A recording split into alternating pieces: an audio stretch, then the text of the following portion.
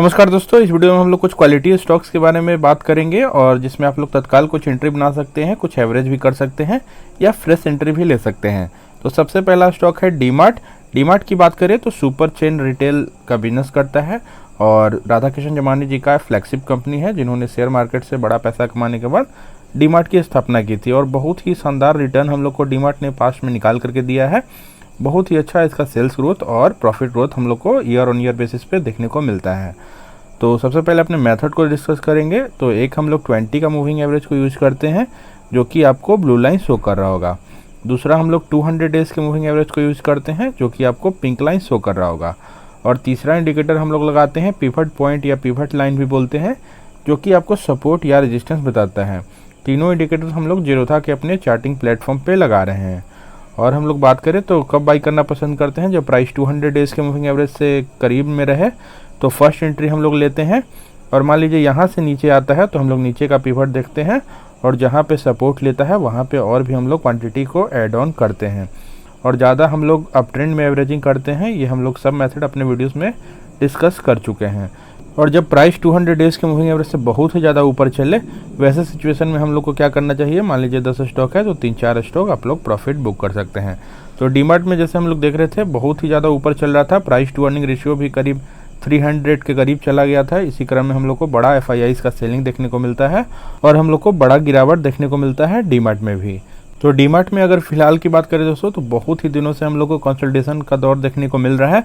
Price 200 days के moving average के करीब में ही बहुत ही दिनों से चलते हुए हम लोग को डीमार्ट में दिख रहा है। तो इस लेवल पे हम लोग फर्स्ट एंट्री लेने के लिए बोलते हैं। अगर मान लीजिए ऊपर के प्राइस पे भी फंसे हुए हैं, अगर प्राइस 200 डेज के मूविंग एवरेज से बहुत ही ज़्यादा ऊपर बाई कर लिए तो हम लोग को अच्छा प्राइस पे अभी एवरेजिंग का मौका है। तो अगर फ्रेश एंट्री लेना है या एवरेज की करना है, ऊपर के प्राइस पे फंसे हुए थे तो एक बड़ा सा ग्रीन कैंडल का वेट करें 3-4% का, तो आप लोग डीमार्ट में ज़रूर बाई करके चल सकते हैं, कुछ एवरेज भी कर सकते हैं। पहले भी हम लोग इस लेवल पे बाई करने के लिए बोले थे, तो अगर बाई कर चुके हैं तो फिर से यहाँ पे बाई करने का ज़रूरत नहीं है, ना ही एवरेज करना है। ये हम लोग बात कर रहे हैं जो ऊपर के प्राइस पे खरीदे हुए हैं और जिनको फ्रेश एंट्री लेना है डीमार्ट में, वो यहाँ पे बाई करके चल सकते हैं। तो ऊपर में एक 3-4% का ग्रीन कैंडल आपको दिखे तभी बाई करना है, नहीं तो वेट एंड वॉच करना है। यहाँ पे हम लोग को रेजिस्टेंस है तो यहाँ से फिर से पुल बैक हम लोग को देखने को मिल सकता है। और 200 डेज के मूविंग एवरेज का सपोर्ट अगर टूटता है तो बड़ा फॉल हम लोग को डीमार्ट में नियर टर्म में देखने को मिल सकता है। और डीमार्ट में इन्वेस्टमेंट करने से पहले दोस्तों हम लोग को कुछ बातों का ध्यान रखना है, वो है इसका प्राइस टू अर्निंग रेशियो। तो इसका प्राइस टू अर्निंग रेशियो करीब 300 को क्रॉस कर चुका था और बहुत ही ज़्यादा ओवर वैल्यूड स्टॉक हम लोग के लिए बन चुका था। उसके बाद हम लोग को FIIs का बड़ा सेलिंग देखने को मिलता है और डीमार्ट में ग्रोथ बहुत ही शानदार है और हम लोग को अर्निंग विजिबिलिटी भी दिखता है। तो इसलिए हम लोग SIP मोड से डीमार्ट में इन्वेस्टमेंट करेंगे। एक बार में पूरा क्वांटिटी बाई करके नहीं चलना है, क्योंकि ओवर वैल्यूड स्टॉक के श्रेणी में है तो थोड़ा बहुत नियर टर्म में और भी करेक्शन देखने को मिल सकता है। दूसरा स्टॉक की बात करेंगे महानगर गैस लिमिटेड के बारे में, जो कि सिटी गैस डिस्ट्रीब्यूशन का काम करता है मेनली मुंबई और उसके एडजेसेंट एरियाज़ में।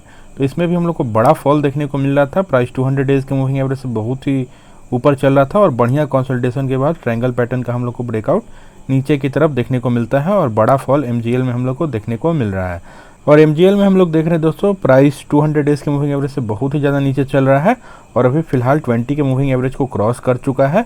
तो बेस्ट पॉसिबल लोकेशन है आप लोग के बाई करने का।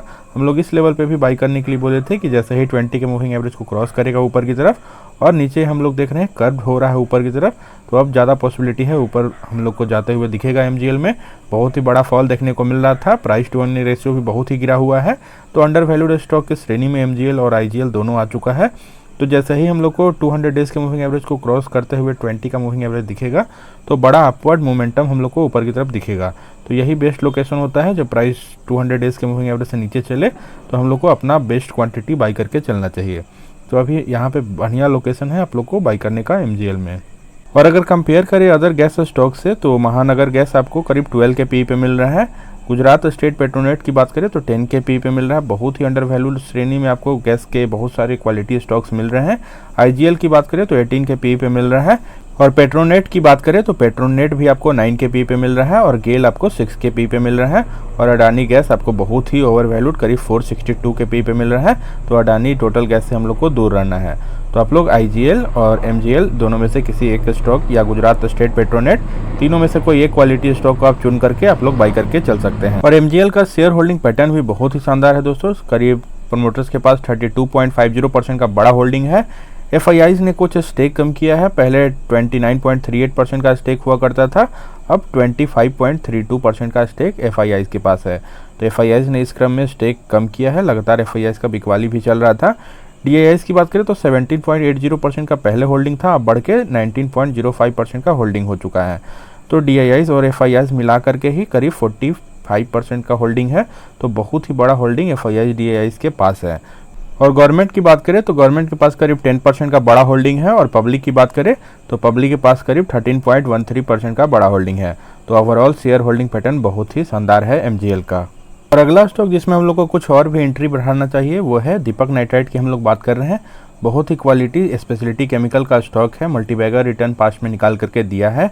एलआईसी ने भी इसमें नियर टर्म में अपना स्टेक को बढ़ाया है, तो हम लोग समझ सकते हैं कितना क्वालिटी स्टॉक है। जब एलआईसी का भरोसा किसी स्टॉक पे है तो बहुत ही सेफ स्टॉक माना जाता है। तो दीपक नाइट्राइट की बात करें तो इसमें भी प्राइस टू अर्निंग रेशियो बहुत ही हाई जा चुका था, 200 डेज के मूविंग एवरेज से बहुत ही ज़्यादा ऊपर चल रहा था, और पिवट का रेजिस्टेंस भी था। तो इसी लेवल्स पे हम लोग बोले थे कि कुछ अगर प्रॉफिट बुक करना है दीपक नाइट्राइट में तो प्रॉफिट बुक कर सकते हैं, कुछ हम लोग क्वांटिटी एग्जिट कर सकते हैं, और फिर नीचे आएगा तो हम लोग और भी क्वांटिटी अपना बढ़ा सकते हैं। तो इसमें हम लोग देख रहे थे प्राइस 200 डेज के मूविंग एवरेज से नीचे आता है, और इस लेवल पे हम लोग बोलते हैं कि यहाँ पे अगर फर्स्ट एंट्री लेना है तो 200 डेज की मूविंग एवरेज के करीब में ले लें, और फिर जैसे ही नीचे का पिवट पे आता है जहाँ पे सपोर्ट लेगा वहाँ पे और भी क्वांटिटी को बढ़ाने का समय होता है। तो दीपक नाइट्राइट में हम लोग डब्लू पैटर्न जैसा भी देख रहे थे, और इस लेवल पे हम लोग फिर से बाई करने के लिए बोले थे कि एक बार तो 200 डेज के मूविंग एवरेज के करीब में बाई कर लें, और फिर नीचे यहाँ पे डब्लू पैटर्न है तो और भी क्वांटिटी आप लोग बढ़ा सकते हैं। तो अगर जो यहाँ पे बाई किए होंगे ये दोनों लेवल्स पे अभी फिर से बाई करने का ज़रूरत नहीं है, लेकिन फ्रेश एंट्री और नीचे का लेवल पे अगर बाई किए हैं तो एक बार और एवरेज कर सकते हैं दीपक नाइट्राइट।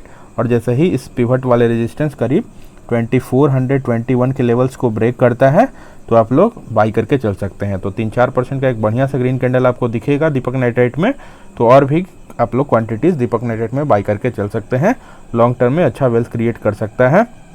और यहाँ पे हम लोग देख रहे हैं 20 का मूविंग एवरेज भी अब 200 डेज के मूविंग एवरेज को क्रॉस करने का कोशिश में है। तो जैसे ही क्रॉस ओवर हो जाएगा तो बड़ा मूव ऊपर की तरफ हम लोग को देखने को मिलेगा, और फिर नेक्स्ट टारगेट हम लोग को 3000 तक भी दीपक नाइट्राइट में जाते हुए नियर टर्म में दिख सकता है। तो कुछ क्वांटिटी और भी एवरेज आप लोग कर सकते हैं, नीचे के प्राइस पे भी बाई किए हैं तो यहाँ पे आप लोग एवरेज कर सकते हैं एक बढ़िया से ग्रीन कैंडल के बाद। और अगला स्टॉक की बात करेंगे, एक हेल्थ केयर सेक्टर से जुड़ा हुआ एक शानदार कंपनी है, अपोलो हॉस्पिटल्स की हम लोग बात कर रहे हैं। इसमें भी हम लोग देख रहे थे मल्टीबैगर रिटर्न पिछले 1-2 साल में हम लोग को अपोलो हॉस्पिटल ने निकाल करके दिया है, और प्राइस टू अर्निंग रेशियो भी इसका हाई जा चुका था, और प्राइस 200 डेज के मूविंग एवरेज से भी बहुत ही ज़्यादा ऊपर चल रहा था। तो ऐसे में ही हम लोग बात करते हैं कुछ प्रॉफिट बुक करना है तो कर सकते हैं, क्योंकि यहाँ पे एफआईआईज डीआईआईज का सेलिंग आ सकता है। उसके बाद हम लोग देख रहे थे दोस्तों कि प्राइस 200 डेज के मूविंग एवरेज के करीब में बहुत ही दिनों से लंबा कंसोलिडेशन चल रहा है, और हम लोग को इन्वर्टेड फ्लैग पैटर्न जैसा भी दिख रहा है। तो दोनों तरफ का पॉसिबिलिटी है, जिधर भी हम लोग को ब्रेकआउट देखने को मिलता है, अगर नीचे की तरफ ब्रेकआउट देखने को मिलेगा तो बड़ा फॉल हम लोग को देखने को मिलेगा, अगर यहाँ से ऊपर जाते हुए दिखेगा तो फिर से हायर हाइज अपोलो हॉस्पिटल में हम लोग को देखने को मिलेगा। इसलिए हम लोग नहीं जानते हैं कि किस डायरेक्शन में प्राइस मूव करेगा, तो हम लोग फर्स्ट एंट्री 200 डेज के मूविंग एवरेज के करीब में बोलते हैं कि फर्स्ट एंट्री आप लोग ले सकते हैं।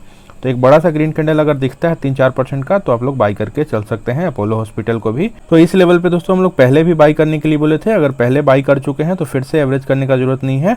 अगर फ्रेश एंट्री लेना है और ऊपर के प्राइस पे फंसे हुए हैं अपोलो हॉस्पिटल में तो यहाँ पे जरूर से एवरेज कर लें, बढ़िया मौका है एवरेज करने का।